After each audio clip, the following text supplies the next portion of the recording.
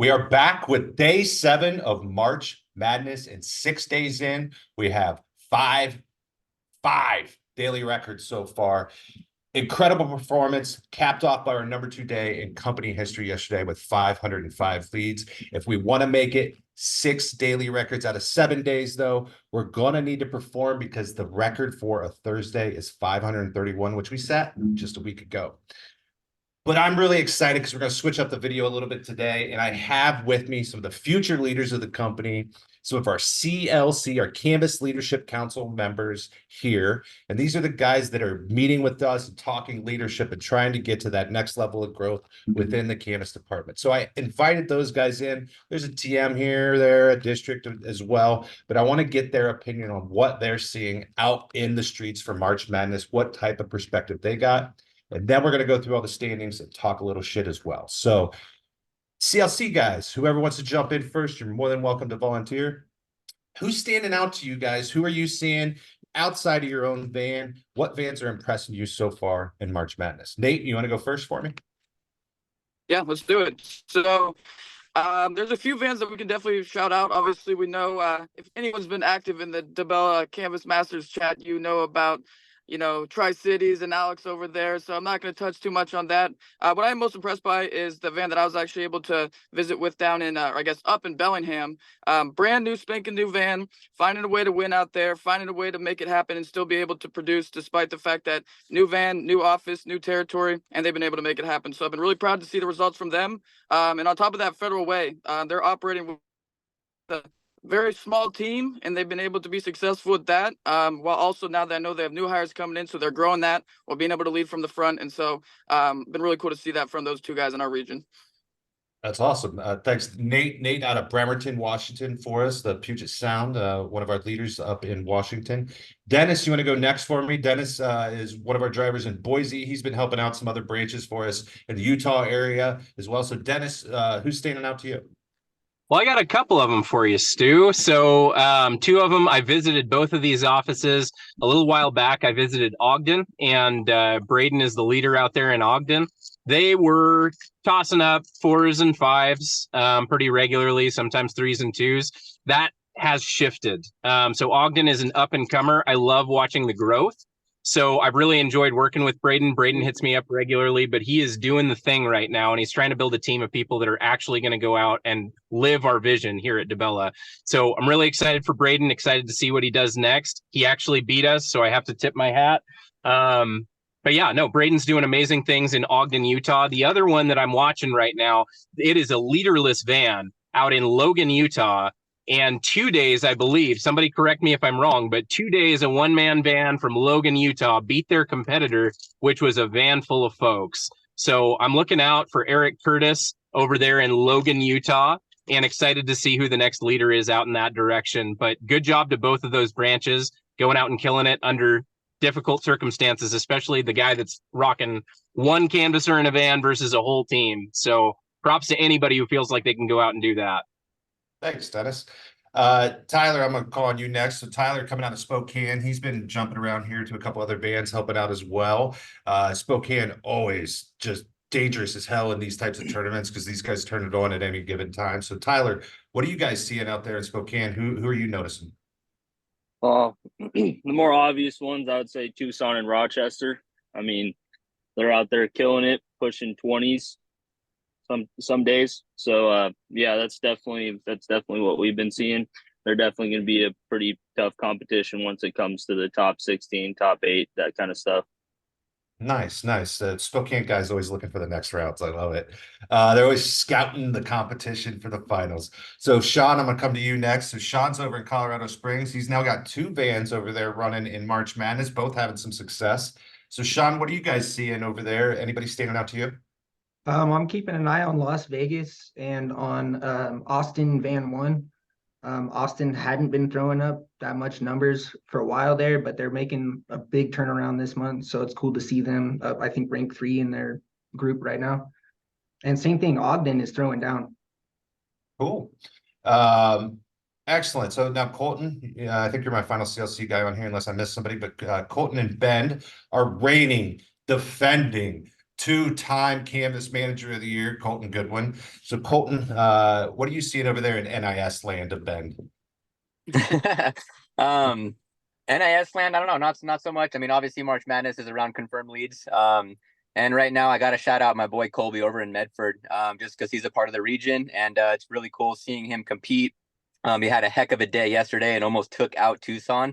So yeah, it's been nice to see them, because nobody really expected Medford to be competing, and it looks like they got a really good shot at moving into the Sweet 16. So hats off to Colby and the boys over in Medford. How about that? Medford almost took out Tucson. He's been a very dominant man. In fact, it went to the instant replay this morning. We had a challenge flag thrown. We had to pull punches to make sure that Tucson wasn't working too late. They weren't. It was just a late confirmed lead on it, but it was neck and neck, super tight. So Tucson had a couple people out yesterday. No excuses for them, but they were vulnerable. So when these top bands have an off day, you guys got to strike and make sure you take them out. John, TM representative. I know that you were locked in on that Medford Tucson matchup yesterday. So what are you seeing? And maybe I'll force you to go outside your region. Who are you noticing from another territory? Yeah, absolutely. Obviously I could go on and on about the glorious teams in my own region, but also I got to tip the hat to Tucson. Good job, guys. We got to eat that out and believe that it's creating some fire under Colby and those guys up in Medford.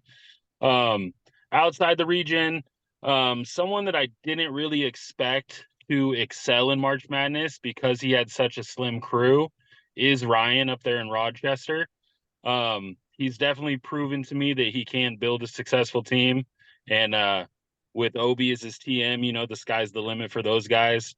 Also down there in OKC, Jordan's region, you have, I believe his name's Eddie. Mm-hmm. Those guys have kind of come out of nowhere, man, and been very impressive. So tip my hat to OKC as well. Keep up the hard work, guys. And listen to this, guys. I got West Side TMs complimenting East Siders. Look at this. I might negotiate peace in the Middle East after this. So let's get into the scoreboards here. I want to go through each of the groups. Give me a second here to share screen, and then we are off. All right, so we're loaded. So the first group that we're going to go through, and TMCLC, if you guys want to chime in on any of these, jump in. You guys can. So we got Rochester sitting at first, 6-0, undefeated. Spokane 2, 5-1, right there nipping on their heels. Rochester and Spokane look to be the ones advancing from this, assuming there's not a big stumble. Either one would have to falter for 2 of the next couple games to be able to let Portland back in the door. What are you guys seeing? Anything jumping out of here besides the obvious dominant Rochester, and then Spokane always going to find a way to advance?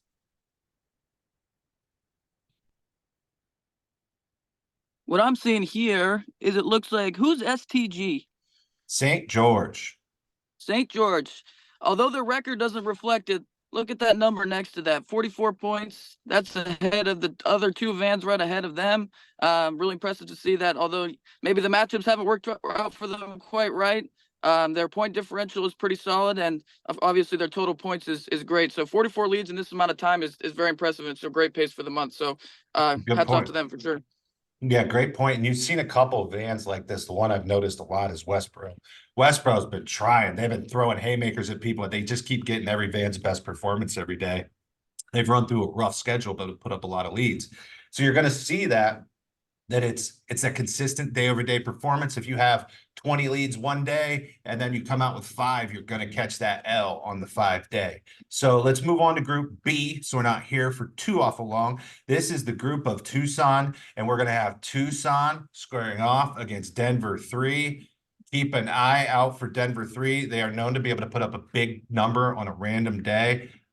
Let's hope they all pitch this time, Denver 3. You also got Bozeman, and Bozeman is a very, very good van with a very experienced driver leading over there in Michael. And then Medford, who we've been talking about. So you got 4 vans here that are legit, plus PDX 2. So you got 5 vans with 45 or more leads in 6 days. That's pretty impressive in a very consolidated group. Who do you guys think is going to get out of here? Stromberg, I'm going to put you on the spot first, and then the next person could just chime in. So Stromberg, who's advancing? Tucson, Denver 3, Bozeman, Medford, Portland 2, pick 2. Well, I mean, the clear and obvious choice here is Colby up in Medford. But if we're gonna argue semantics, I'm gonna go ahead and I'm gonna go Tucson as the clear-cut favorite with 123 confirmed leads, which is just insane for their pace on the month. And then I'm gonna throw Medford in there, but it's a toss-up. I mean, Bozeman and Denver 3 are really, really strong contenders, and you can never count out Portland, man. Let's look at the matchups today in this group. So today we have Denver 3. Oops, I got to go over a little bit more. So we've got Bozeman and Medford squaring off, Denver 3 and Tucson. Those are two really, really good matchups. Portland 2 better get that one against Vancouver if they're going to stay in it. But two really tight matchups that we're going to want to keep an eye on. Does anybody else have anything on this group, or should we move on? Yeah, I just got to say real quick, Denver 3 has been called the cockroach of this lineup because we all know, they've had a couple days where they didn't do so hot, but they just won't die. I think we're going to end up calling Tucson the exterminator because they're here today to kill the cockroach. So, Ellie, I know you're watching this. I would love for you to prove me wrong, but you're going up against the GOAT. So we'll see what happens. Also, Bozeman deserves a big shout out of this group. They've taken a lot of the fun out of the early morning trash talk because they're hitting the top of the board earlier and earlier every day. They're already sitting at 5 for the day. So big shout out to Bozeman. That's a dangerous team to watch out for. Really, really good van, man. They're very consistent. And like you said, you've got Spokane DNA over there with a guy who's seen what this takes to kind of put up an elite performance day after day. And that matters, being able to have seen and replicate these types of things. So we're going to move on to Group C. In Group C, we got Eugene 2, one of the more consistent drivers we have. This guy got his way through March Madness last year to the Final Four. Brandon Redmond running Eugene 2. They're sitting at 6-0. Oklahoma City just one less lead than them through 6 days, 63-62 at 5-1. Two really good vans there. You also have Spokane 4, which is elite, has won months before, and Flagstaff 1 sitting at 4-2, hasn't put up the lead numbers there. So I think this is probably a 3-horse race. Anybody want to jump in? Yeah, man, like you said, it's pretty much a three-horse race with OKC the way that they've been pacing lately. I mean, I don't see them backing down to anybody. So I'm thinking it's probably going to be those top two, but you never know with Spokane. Like you said, they're always a wild card that they can throw up 20 on any given day. So I would watch out for them as well. Excellent. So Group D now. One of the more surprising vans for me for March has been Las Vegas 1 and the emergence of Riley as a leader across the department here. You're starting to see that pay dividends. And in fact, if you pay attention to Las Vegas 2, that van's starting to take off as well right now. So really excited to see what's happening in our desert markets all over the place, whether it's Tucson or the energy that we're seeing in Phoenix or Las Vegas. It's really cool and something that we haven't always had here at DeBella in the past. But this group is led by Vegas 1 at 6-0. You got Portland 4 at 5-1, Missoula at 4-1-1, and Tri-Cities 2 at 4-2. Tri-Cities 2 did get the benefit of some of those Tri-Cities 1s guys in their van and getting some of those wins the first couple of weeks. Now you're seeing that flip over to Tri-Cities 1, and then Reno at 4-2. So you got 5 vans here who are clearly the class of it and have separated themselves from it. Do you guys think that Vegas can hold on? Do you think Vegas stays undefeated through this process? Sean, what do you think on this one? I mean, I feel like it. I've been watching them since their first win because it was kind of surprising and they're just holding on to it. So I got faith in them. Very consistent. They've been doing 9, 10, 11, 12-ish a day. They haven't had those crazy days, but they haven't had a bad day since March has started. So anybody else have a comment here? Who else you see getting out besides Vegas? Dennis, what do you think? I think Tri-Cities might make the jump. Yeah, They've definitely got a good lead count going on right now. And I mean, honestly, it might just be the matchups because right now, as far as I can see, they are actually the number 2 spot for confirmed leads. So I say watch out for Tri-Cities too, because they're coming for it. let's take a look at the matchups that we got going on today. You're going to have Salem versus Reno. That's a bye for Reno. Reno's going to get the win. Vegas versus Portland 4. That's going to be a big one. Missoula versus Colorado Springs 2. Provo 2 versus Tri-Cities 2. Austin, Texas 2 versus Westboro. So some good matchups there. Westboro is the one I was talking about earlier, 1-4 with 35 leads put up. That's just, they've had a rough go of it here, but finally got a win yesterday. So congratulations to Tony out there. Moving Hey, on to Stu, Group quick E. question. Yep. Yeah, go ahead. I was just wondering who's driving Portland 4 now that Jose's in Phoenix. It's Victor, I think, correct? Victor. Okay, cool. Just wanted to make sure. I'm pretty sure it is, yeah. Group E, you have Reading sitting at 5-0-1. Federal Way at 5-1-0. That was a matchup yesterday that Reading pulled away from and was able to get back on top of the group. Bremerton and Nate lurking down there at 4-2. Salt Lake City at 3-2-1, and then San Diego 2 with a very good experienced driver and Travis down there at 3-3. So Nate's got his work cut out for him to try to advance to the Sweet 16. He's gonna have to take out his brethren in the Puget Sound Federal Way. Nate, have you guys matched up with them yet? Nope, that's actually what we got going on today.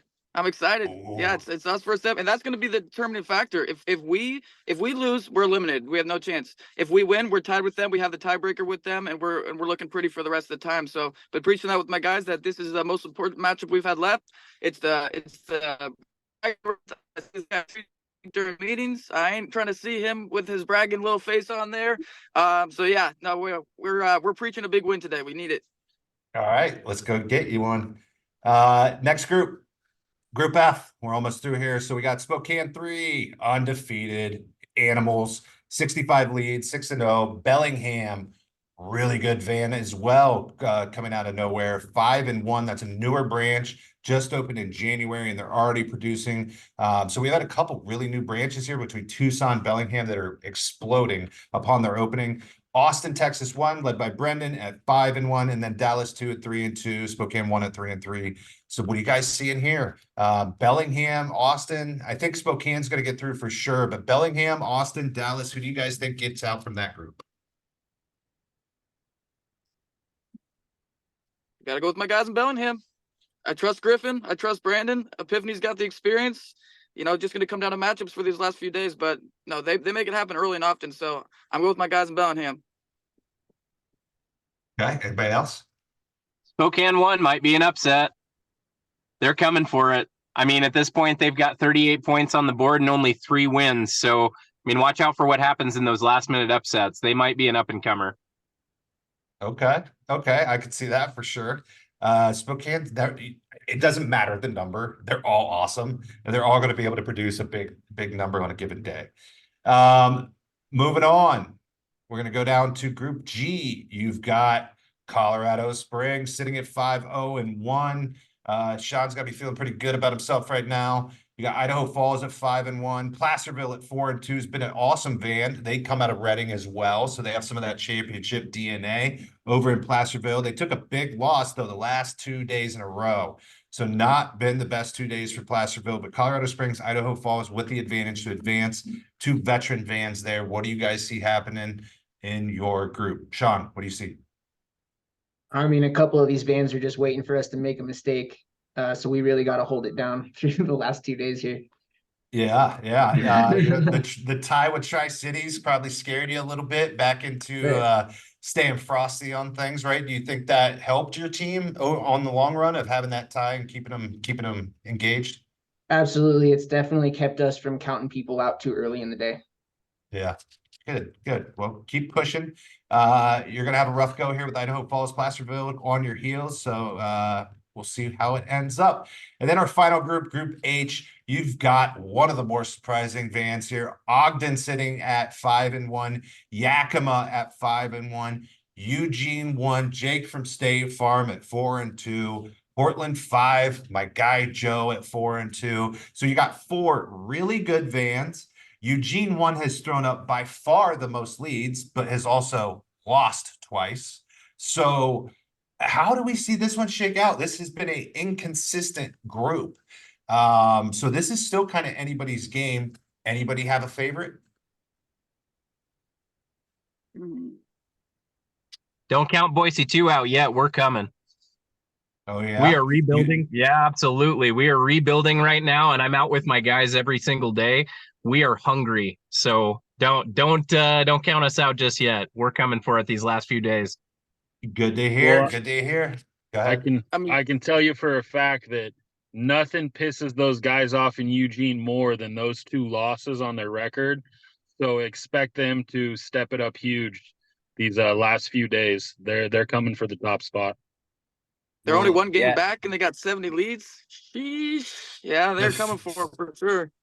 Fate is not in their hands anymore, as they've already stacked up the 2 losses, so they're going to have to root for Ogden and Yakima to stumble ahead of them as well. So every game matters here, folks. If you get a tie on there, it could keep you from advancing to the Sweet 16, the Elite 8, the Final 4, where the prizes really get big, really, really fast for you. But I want to remind everybody and keep this in front of you that we do have monthly competitions. The top 20 canvassers, top 5 campus managers are also going to get prizes at the end of the month. Those campus managers are going to be rewarded for their van performance, overall lead count, and top canvassers are going to be overall issued leads at the end of the month. So once books close, we're going to pull a report and give out some prizes. We'll do a prize draft. It'll be a lot of fun. Thanks everybody for tuning in. I appreciate all the hard work we've done in March. Let's go break another record today. We need to put up a number of 532 to do so. We have it in our capabilities. Then we're going to follow it up tomorrow and we're going to break another Friday record, and it's going to be 6 straight days of records. Can't wait. See you guys next time. Thank you.